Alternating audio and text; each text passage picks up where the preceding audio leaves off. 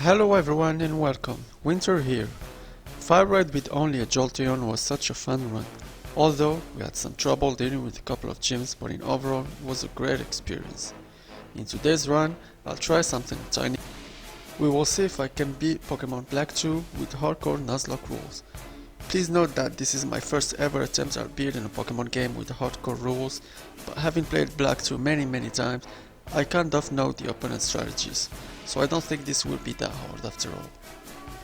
For those who aren't familiar with the rules, you can check them in the description, but in brief, I can only catch the first wild Pokémon in each route or city, a fainted Pokémon is considered dead, game mode changed to set mode, no overleveling past the next gym leader's ace or elite 4, and no items allowed in battle. Held items are okay though. I will also use species and dupes clause, which means that the first wild Pokémon in each area rule does not apply, until a species or evolution line is encountered that has not been caught yet. Now let's move to the game. I chose a female character this time and named her Y. And my rival will be named, yes you guessed it, why not? Bianca awaited us outside in order to give us our first Pokémon. She gently let me choose one, so I picked Oshawott, but damn me forgot to name it. She also gave me a Pokédex. Why not chose a Snivy and challenged me to our first battle ever. This battle was pretty easy, so I started by lowering his defense with Leer and we went for tackle. With his defense lowered, 3 tackles were enough to finish him and earn me the first victory. After the battle, I healed up and checked Oshawott. He has a bold nature plus defense minus attack with the ability Torrent. Our first encounter will be a level 4 Purloin. It could have been worse, so I'll take it. She has a naive nature and has Unburden as an ability. I named her Cat. Our second encounter is Sewaddle, that I named Parasect. Our next catch would be an Azurill that I named Draconicid, meaning Dragon Slayer in Latin. In Flocusy Ranch, why not challenges us to another battle? He starts the battle by sending out his Snivy, who got demolished by Sewaddle's Bug Bite, bringing him to red health. Another Bug Bite brings him down. Once we found the lost Herdier and brought it back to its owners, I moved back to Asperia City and challenged Cheren for the first gym badge. Cheren leads off with his Patrat and uses Work Up. Being faster, 2 Bug Bites from Sewaddle were enough to finish him off. He then sets out his Lillipup, and this thing is scary with Work Up. I used String Shot to lower his speed and then attack him with Bug Bite. He used 2 Work Ups and a critical hit plus 2 tackle managed to OHKO my Sewaddle. I bring Oshawott instead and revenge killed the Lillipup with War Gun, earning me the first badge. After the match, Cheren gives us the badge and TM for Work Up. Our level cap increases to level 18. I also caught a Patrat for HMUs and then head up to Vibrant City. Here, I managed to catch a Magnemite and I named him Quasar. He will be very useful for the next gym as Steel is immune to poison. At level 17, my Oshawott reached its potential and evolved into a Dewalt. After some grinding vs Odino on the shaking grass, I challenged Gym Leader Roxy. She leads off with her coughing and I just spammed Thunder Shock until he falls. Her second Pokémon is a Whirlipede, but again, she can't do anything against my Magnemite. As he resists all of her attacks, I went for the Thunder Wave and she used Pursuit. Thunder Shock didn't deal enough damage, so I switched into Sonic Boom to deal 20 fixed damage. Couple more attacks and that's a dead Whirlipede. The victory over Roxy earns us our second badge and TM for Venoshock. At level 8 and after so many steps, my Azurill finally evolved into a Meadow. After defeating Team Plasma Grant, Roxy gave us HMK. We go back to Route 20 and find another Grant waiting for us. 2 Rock Smashes take his Purloin down and we move back to Vibrant City. Roxy is having a conversation with her dad trying to cheer him up. Next, we take the ferry and move to Castelia City. Once there, I meet up with Iris for the very first time, who directed us to the sewers. The rival, still looking for Team Plasma, rushed into the sewers and I joined him. Our encounters here were Rattata and Zubat. I killed the Rattata first to be able to catch the Zubat, and so I did. I named her COVID, if you know what I mean.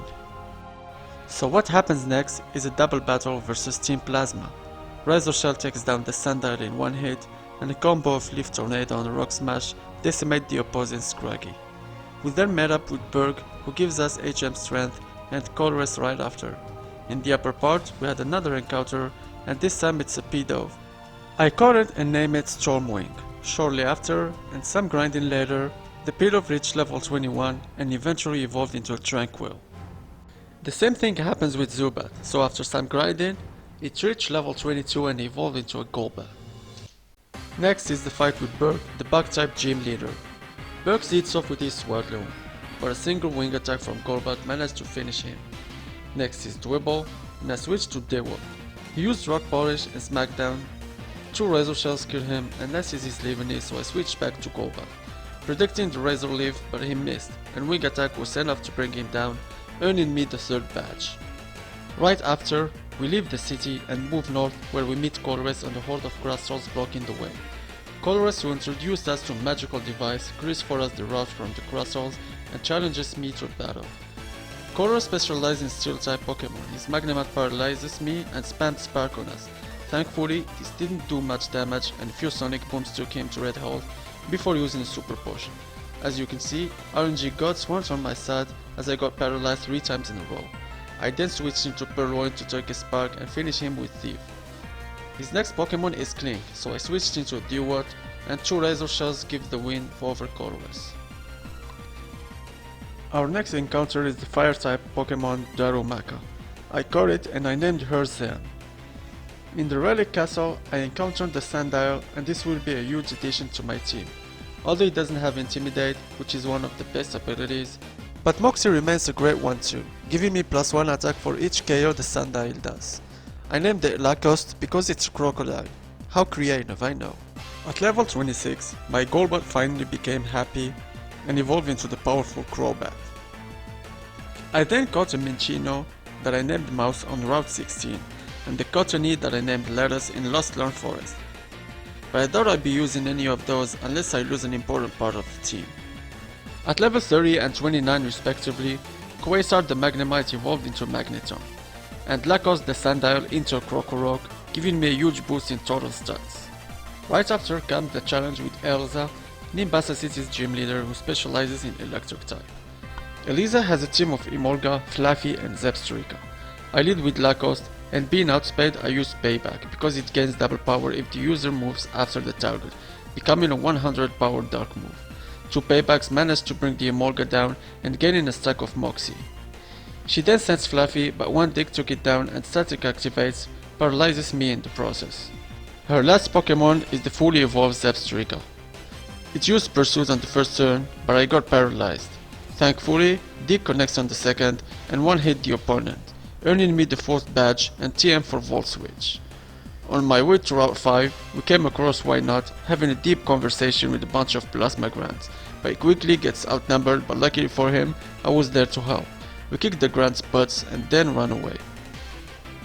On Route 5, I managed to catch a Gothita that I named Gothica. Our next challenge is Clay of Driftville City. Clay is considered as one of the strongest gym leaders for Nuzlocke runs and can easily sweep through your whole team if you come unprepared. He leads off with his Crocorock but goes down to a single Whirlpools. Sunslash is next. He survived the Whirlpools and hits back with the Bulldogs, lowering our speed. Clay uses Hyper Potion on his Pokemon and another Whirlpools confuses him. He hits a Fury Cutter and goes down right after to another Whirlpools. His ace is super powerful Excadrill. He goes for Slash as I go for Whirlpools, bringing him down to 40% health, but his Citrus Berry triggers, giving him some health back, so I switch into Quasar that easily eats a Rock Slide.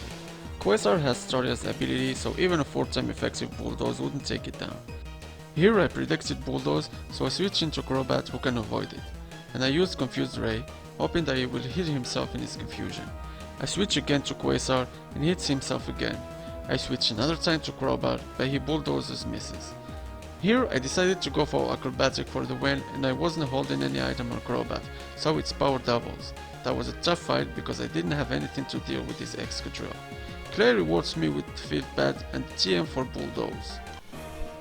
After we completed the Pokemon World Tournament, Charon, the rival and me all head to the ship waiting by the dock. We immediately got surrounded by the Grunts, so I swiftly beat 2 of them on my own.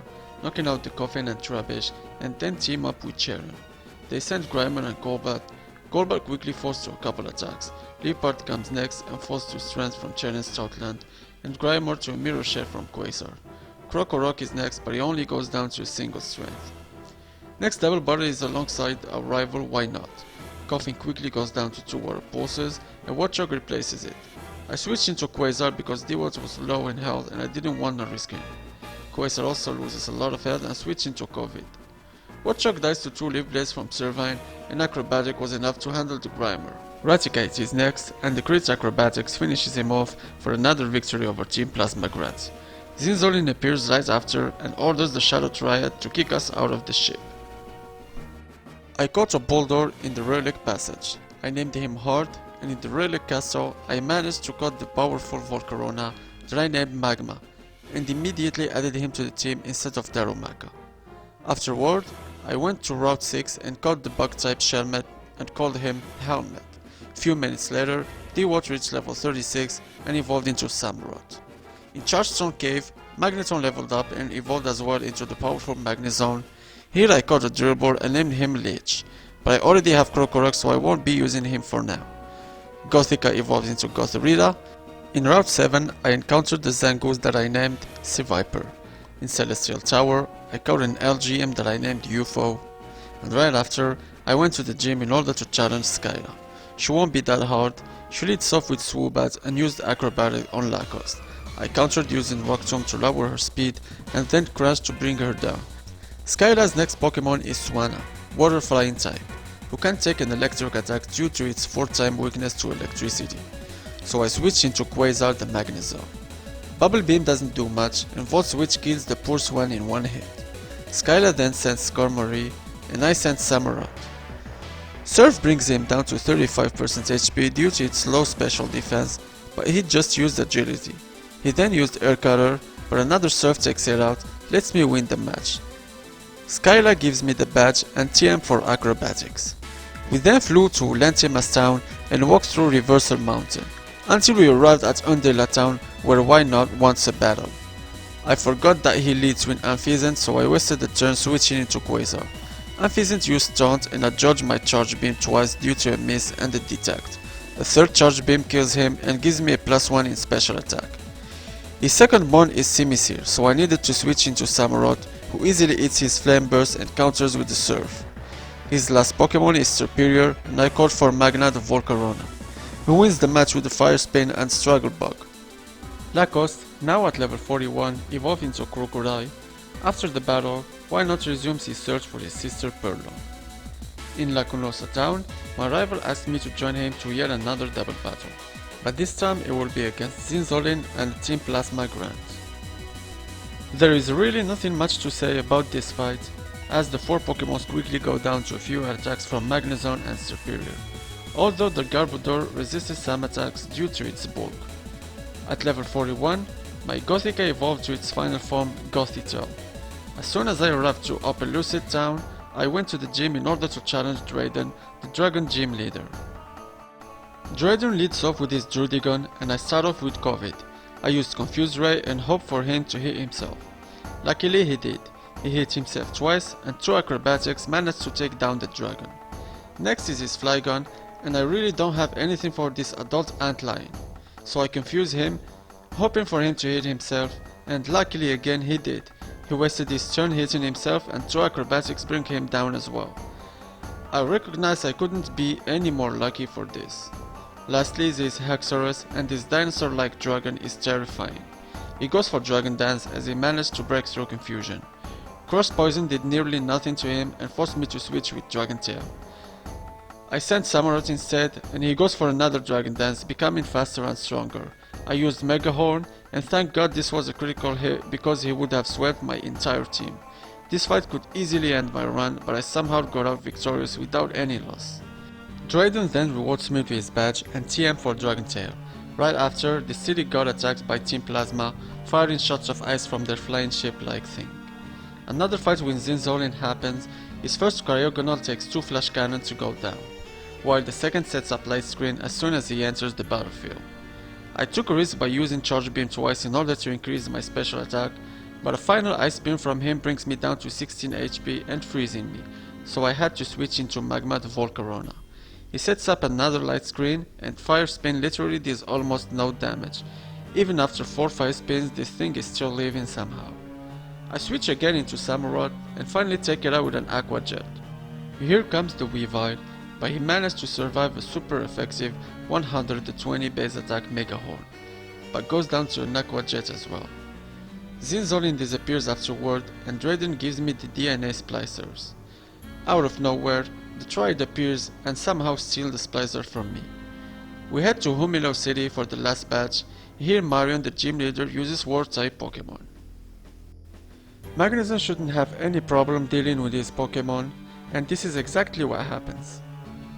Marion uses Caracosta as a lead. Magnezone goes for Charge Beam, and he instantly puts me on a timer due to a burn from Scald, and a couple hits later, that's a dead turtle. Wailord is next, but goes down to a single discharge. His last Pokémon is Jellicent, and one discharge was enough to take the Flying Ghost Jellyfish, and that's our last batch. Easy victory for Magnezone. Marion also rewards us with TM for Skull. Fast forward into the fight versus Colress. He used Magneton as a lead and used Volswitch, but he immediately switched to Crocodile to resist its attack. Earthquake brings it down to 1 HP because of Sturdy, and he uses Flash Cannon. He took me all the way down to 10 HP thanks to a crit. Another Earthquake brings it down. Magnezone is next, but I'm forced to switch because this thing has Sturdy. I sent Magma and goes for Flash Cannon, which I resist. I countered with Fire Spin, but he used Thunder Wave to paralyze me. Another Fire Spin kills the Magnet-like Pokémon. Right after comes Metang. I forgot that this thing has Rock Slide, but thankfully it missed, switching out to Samurott to take a hit and retaliate with Surf. Klinklang is next and used Shift Gear for speed and attack boost, but 2 Surfs sent the metal thingy to its grave. Colress's last Pokémon is Beheeyem. He survived the Mega Horn, goes for Calm Mind, and then spams Recover to regain some health. Mega Horn brings it down to red health, and I survived a +1 energy ball with barely 7 HP. A final Aqua Jet brings it down and earns me a victory over Colress. I later caught a Tangela that I forgot to record and decided to switch it for Gothorilla, because he will be useful for the next boss fight. At level 40, he evolved into a Tangrowth. Going back to the cave, we face Ghetsis, who succeeded in fusing Kyurem and Zekrom thanks to the stolen DNA splicers, giving birth to Black Kyurem. Black Kyurem is so strong, but Magnezone easily takes it out with 2 Flash Cannons. After the 2 legendary dragons separated, Ghetsis, being furious, engages a battle. He leads off with Cofagrigus and I send Magnezone. This thing is bulky as hell, so I used Charge Beam for a boost in special attack, and then kept spamming Discharge. He used the full restore, but 2 more discharges kills the Coffin Pokémon. Seismitoad is next, and this is the reason why I grinded Tangrowth in the beginning. I expect an Earthquake, so I switch Noodle the Tangrowth in. He takes Earthquake and Sludge Wave and counters with a Giga Drain, which lets me recover some health back. Electros then appears. This thing knows Flamethrower and Thunderbolt, so I decided to go for Samurott first to minimize the damage from Flamethrower, and then switch one more time to Lakos the Crocodile to take the Thunderbolt. I retaliate with 2 crunches, bringing down the scary Serpent. The kill on Electros raised my attack stat by 1 stage thanks to Moxie. Drapion comes next and goes down to an Earthquake. Same thing happens to Toxic Rogue, who also goes down to 1 Earthquake. Ghetsis' last Pokémon and most dangerous one is Hydreigon, so I switch into Quasar the Magnezone. He missed the first Dragon Rush and the second one connects, but didn't do much damage. I used Signal Beam and bring him down to half HP, confusing him in the process. Another single beam managed to finish the Tri-Hided Dragon and Ghetsis as well. After the battle, End thanks us, rides his Zekrom, and then flew away and disappeared. In Victory Road, Wynot suddenly appears and challenges us to one last fight to test my abilities. As always, Unfeasant dies to a single hit. He sends next Buffalon, but I predicted Earthquake, so I sent Crobat to avoid it. I used Confuse Ray and switched into Lakos the Crocodile. You can see my hesitation because I know that one bad move could cost me the whole one. Thankfully, he hits himself and I switch one more time into Magma this time. Fortunately, he hits himself again, Flamethrower brings him down to red health and the recoil damage from Headshot takes it down. Why not calls for Simisear afterwards, so I obviously switch into Lakos the Crocodile. He takes a flamethrower easily and retaliates with an earthquake, bringing down the Simisear. Serperios is last, and I sent Magnezone. He resisted Leaf Blade, confused the Serpent with Signal Beam, even though he used the full restore. 2 more Signal Beams and that's a dead Serperior thanks to a critical hit. This was a tough fight nonetheless, and I got super lucky with RNG this time. After defeating the rival, he handed me TM for Thunderbolt. We arrived at the Pokémon League, and now it's time to face the Elite Four. First member is Chantal with her Ghost-type Pokémons. I led with Lacoste while she sent Cofagrigus. I used Crunch, triggering his Mami ability and nullifying my Moxie, taking it to red health, and she missed Will-O-Wisp. After restoring his HP, he falls to an Earthquake and Crunch. Chandelure is second, but a single Crunch is enough for him, although I got burned by its ability. Chantal sends Golark next, and I switch into Samurott. I go for Surf, killing it in one shot. Her last Pokemon is Drift Beam, so I called Quasar. Drift Beam can't do anything to us, so it just goes for the poor acrobatics, which I quad resist, dealing almost no damage at all. And countered with a T-Bolt, eradicating the flying balloon, earning us an easy victory over the first member. Second member is Grimsley, the Dark-type specialist. His lead part goes first, and he goes for a Fake Out and Attract. I led with Volcarona and go for Silver Wind for the one-shot. Scrafty is next, and the Rock Tomb could be a potential KO, so I recall the Volcarona and set out Crobat instead. Scrafty used Rock Tomb as predicted, but luckily it doesn't do much, although it's super effective. I confused him, but he managed to hit me with Crunch and bring the Crobat down to orange health. I sent Lacoste and go for Earthquake, but this didn't kill him. Scrafty used Rock Tomb to lower my speed, but I still outspeed him and go for another E-Quake to take it down. Her third Pokemon is Bisharp, but I quickly join his fallen friends with a single Earthquake, and last is Crocodile the Terror. I switch into Samurott, who takes 2 Earthquakes, bringing me to red health, and fires off a torrent boosted super effective Surf to win me the match against the second member. That was a close call. The third member is Caitlyn, and she specializes in Psychic type Pokemon. She starts off by sending out her Musharna, but instantly switches to Rheoniclus, who sadly goes down to Crunch. Sigilyph is next, but Crunch takes it down as well, and Gothitelle suffers the same fate. At level 60, I learned Outrage, which will be very useful for Iris. Musharna comes last, and falls to a couple outrages after the full restore. This was by far the easiest fight ever in this game, thanks to a very strong Crocodile and his trap crashes. Last member is Marshall. He's a fighting type specialist and is very strong. He leads off with Throw, and I said Noodle the Tank Growth. I used Toxic and stalled him enough until he dies, using Giga Drain to regain some HP each turn. It took 3 turns to take him down, and thankfully Tangrowth was bulky enough to resist all his storm throws. His second Pokemon is Mienshao. I obviously switched into Covid, who takes a high jump kick and attacks with acrobatics to kill the Kung Fu Hermine. 2 down, 2 more to go. Conkeldurr is next. He survived an acrobatics and goes for a World Cup. His berry activates and acrobatics won't kill him, so I switch into Quasar, who fires off a Thunderbolt, and killing the construction worker. Sulk is last, so I switch back into Covid, who resists a Brick Break and attacks with acrobatics, but he managed to survive thanks to Sturdy. Rockslide leaves me with only 19 HP, and 2 more acrobatics were enough to earn me the victory and let me challenge the champion Iris. Here comes our last battle. Iris has a well-rounded team, both offensively and defensively, so I need to be very careful if I want to win against her. Iris leads off with her super powerful pseudo-legendary Hydreigon. I used Samurott because he knows Ice Beam. Iris' Hydreigon used Dragon Pulse, which dealt almost half of my HP, and I fired back an Ice Beam, and thankfully it managed to freeze the opponent. I used then Mega Horn to bring it down. She then sent Lapras, and I switched to Magnezone, who avoided Sync. Thunderbolt brings it to about 25 HP, and Surf didn't do much damage. 2 more Thunderbolts were enough to finish the Lapras after the full restore recovery. Her next Pokemon is Aggron, so I switch into Lacoste, who easily eats an Earthquake and fires back a 4-time super effective Earthquake, taking him down and gaining an attack boost. Jolteon is next, but goes down to an Outrage, and Iris then decides to send Hexorus. Hexorus hangs on using its Focus Sash and counters me with the X-Scissor, taking down my Crocodile and also taken down himself due to the rocky helmet.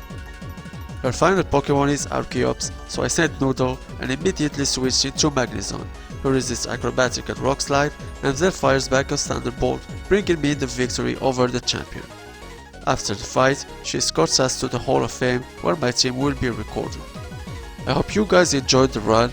If so, please subscribe and leave a like, and stay tuned for more content like this. Bye!